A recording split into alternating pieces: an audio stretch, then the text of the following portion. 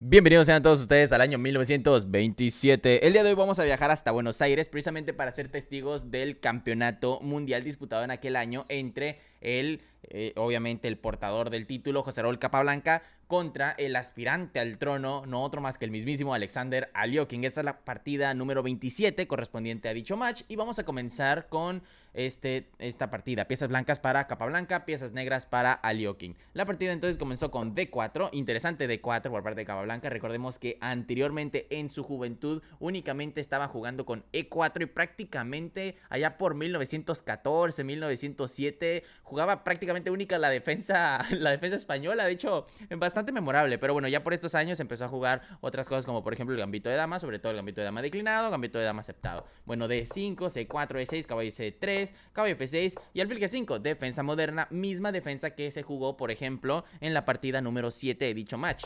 Bueno, caballo BD7, E3 y alfil E7. Anteriormente en este match, en la partida número 7 se había jugado C3 con la idea de sacar a la dama y todas esas cosas vía A5 y bueno, en fin. No le resultó bien a Alexander Aliokin, aprendió de esa partida y entonces empezó a jugar alfil E7, lo cual resultó bastante más sustentable y con muchísimo más dinámica por parte de tanto las blancas así como para las negras, lo cual es bastante bueno porque antes solamente eran dinámicas las blancas, entonces es una gran ventaja para las negras. Bueno, la partida continuó con caballo F3, enroque corto y torre C1. Este mismo esquema, esta misma posición se repitió durante muchas ocasiones, múltiples ocasiones en este match. Bueno, A6 fue lo que se jugó. El propio Capablanca en esta posición defendía con C6 con las mismas ideas anteriores, pero con la diferencia de que ya estaba un alfil N7.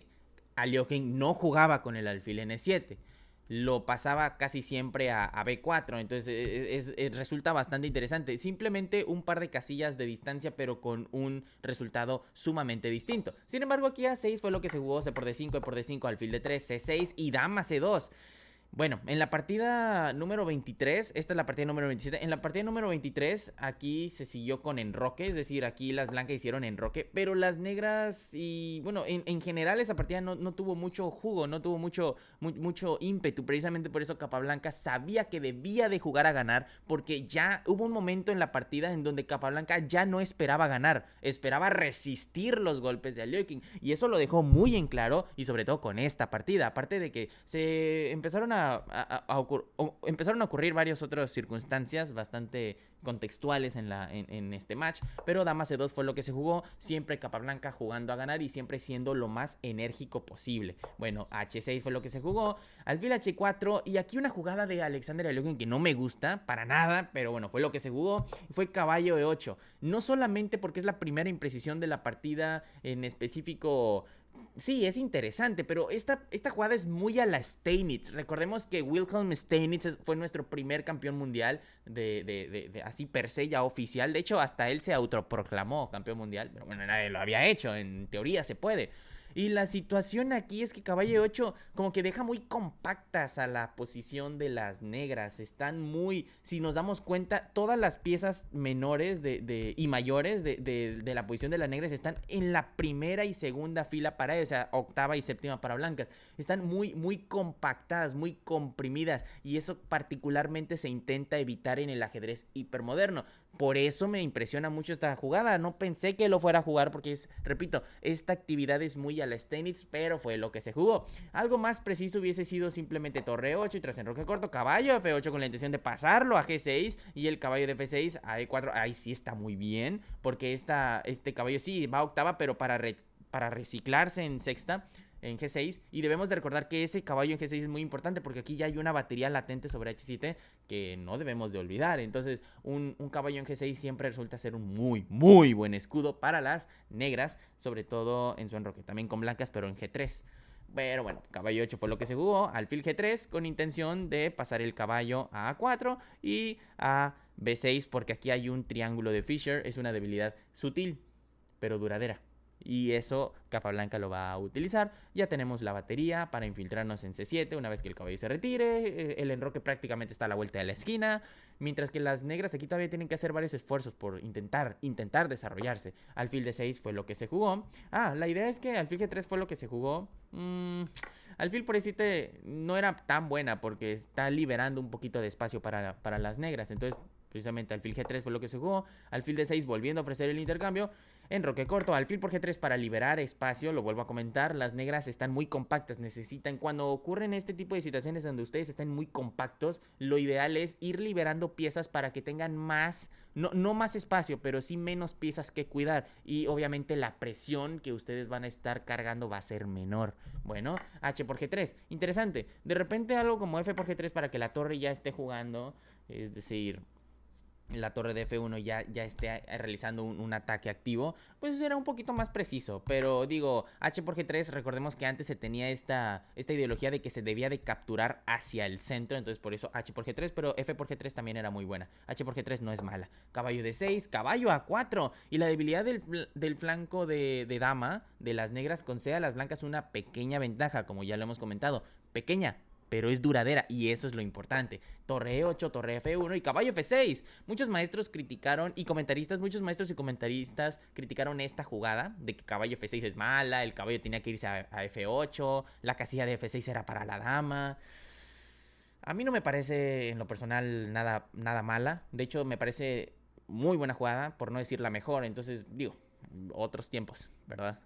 Otras ideologías, otro tipo de ajedrez. Pero caballo F6 me parece muy buena jugada y prácticamente única. Caballo E5, caballo F4 y dama B3 con la intención de infiltrarse sobre el punto de B6. Recordemos que Capablanca era muy conciso y muy firme en su palabra. Si decía voy a poner un caballo en B6 era porque lo iba a poner en B6 o iba a C5 y en algún momento iba a caer algo en B6. Pero algo iba a haber en esa casilla.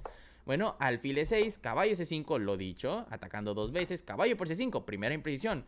Aunque honestamente algo como dama F6 también lo era. Más preciso era simplemente torre B8, simplemente defendiendo. Y claro, aquí las negras se ven un poquito más compactas en el concepto de que están defendiendo. Pero ¿qué más pueden hacer?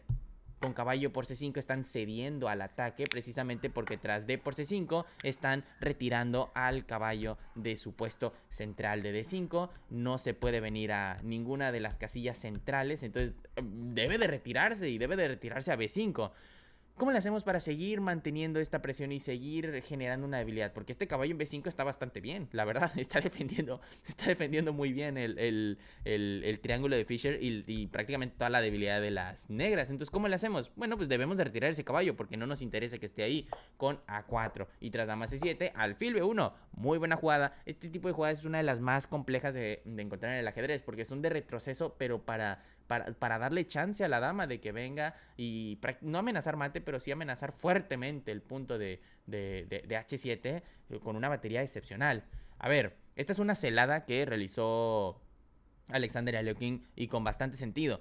Claramente el punto de B7 es vulnerable, pero dama por B7 sería horrible porque entonces alfil C8 y se está atacando la dama y el caballo y una de esas dos piezas va a terminar cayendo. Entonces precisamente por eso, por ejemplo, dama B4, torre por E5 y aquí las negras van con pieza de más. Por eso debemos de entender bastante bien este tipo de jugadas de retrocesos sutiles y que, van acorde a lo que ya más adelante, años más adelante, Fischer dijo. En el ajedrez gana el más paciente. No porque haya un peón significa que lo vayamos a capturar. Alfil C8, una triste necesidad para que no caiga. Caballo F3, caballo E6 y E4, muy buena jugada. Al abrir la posición se vuelve amenazadora y materializada esta ventaja de las blancas que movilizan rápidamente sus fuerzas para el asalto definitivo. Bueno, D por E4, torre por E4, lo dicho, y torre 7. Un franco error. A lo mejor y algo como caballo C7 era mejor simplemente para simplificar, para intentar simplificar, pero de todos modos hubiese seguido algo como torre D4, siendo francos. Pero bueno, caballo E7 fue lo que se jugó, torre C1, alfil D7, torre dama C2, G6, dama alfil A2, dama F8, caballo E5, dama G7, caballo por D7, torre por D7, alfil por E6, F por E6, torre G4 y vemos como las piezas y la estructura de peones con las tres islas de peones de las negras queda totalmente expuesta. Aquí en teoría se pudo haber capturado el peón de E6, sí, pero es más preciso simplemente G4 dejando congestionada la posición. ¿Para qué capturar el peón de E6 si es una debilidad? No hay necesidad.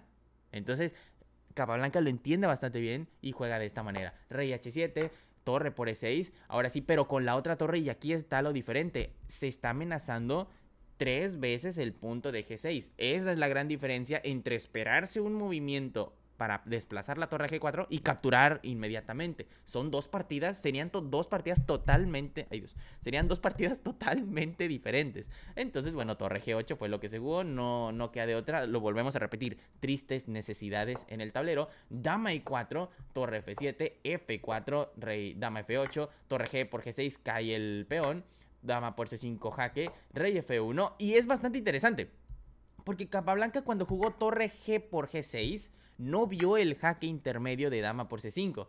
Este jaque es un jaque totalmente irrelevante que no ocasiona ningún conflicto para las blancas. Sin embargo, Capablanca no lo vio y se puso un poquito tenso, así como Quevedo. Y bueno, rey F1, dama C1, y ante este momento, con toda la partida ganada, Capablanca mueve su rey prácticamente de manera inmediata. Se cuenta que Capablanca ni siquiera pensó este tipo de movimiento cuando lo hizo sobre el tablero y juega rey F2. Error grave, echando por tierra una posición completamente ganada y conseguida con un brillante juego. Y estas son palabras de Panov. Lo interesante es que rey F2 queda tan mal precisamente porque dama de 2 y esto es tablas por triple repetición. Aquí las negras no tienen manera de ganar, pero tampoco las blancas. Lo interesante es que la victoria y la felicidad de este match estaba tan cerca de una casilla con rey E2 y ahí sí hubiese sido un juego completamente diferente, porque si rey E2, dama por B2 jaque, rey F3, dama 3 jaque, rey G4 y el negro, el rey blanco queda totalmente cubierto, dama por A4, torre G7 jaque, rey por G7, dama por A4. Esto se gana. Esto se gana con blancas. Sin embargo, con rey F2, entonces va a terminar la continuación de dama de 2. Y aquí se puede jugar, por ejemplo, rey F3. Si rey F3, dama de 1 jaque, rey F2, dama de 2 jaque, rey G1, dama de 1 jaque, rey H2, dama H5. Y bueno, no sería jugar rey H2, porque entonces serían las negras quienes ganan. Sería regresarse a rey F2. Y esto es tablas por triple repetición. Por ejemplo, si dama de 2, también se puede jugar dama de 2, pero no sería lo ideal por dama por, y torre por, dos torres contra una y de nuevo las negras ganan. Precisamente por eso, tras dama de 2 jaque, Capablanca se lamenta el haber jugado torre rey F2 y termina por abandonar, bueno, terminan por firmar tablas por mutuo acuerdo. Una completa lástima, pero con bastante elección. Y de hecho esto es bastante interesante, porque si Capablanca hubiese ganado esta partida, no sé, tal vez el match no hubiese sido a favor de Aliokin, como lo fue en, bueno, como ya todos sabemos que ocurrió en la historia del ajedrez. Muchas gracias por haber visualizado este video. Cuídense mucho. Bye bye.